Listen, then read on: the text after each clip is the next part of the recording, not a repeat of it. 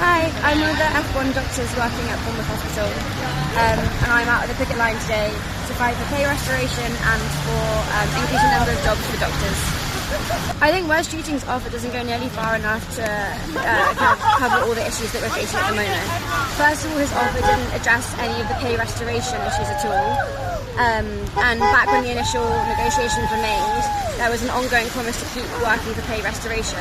Currently, doctors are earning about 20% less than what they were in 2008, and so we're still very much trying to fight for pay restoration. It's not a pay rise per se; it's just to be paid the same as what we were 15 years ago. I think the main kind of concern that a lot of doctors at the moment are facing is unemployment, and I think that a lot of my colleagues are very, very worried about not being able to have a job. This year, if you look at the competition ratios for applying to jobs, there were 80,000 applications for training jobs after F2, and there were only less than 10,000 places. So becoming a doctor, or getting into training positions after being a resident doctor is really, really competitive, and basically impossible at this point. And doctors shouldn't be having to face unemployment. We've worked very hard to get here, and we want to keep working. And West Streeting's offer of 4,000 jobs, well, first of all, it was kind of relabelling other jobs that exist as these new jobs. It wasn't actually doing anything to create new jobs. And it doesn't go nearly far enough to help address our concerns about employment. The NHS needs more doctors, and we want to be doctors.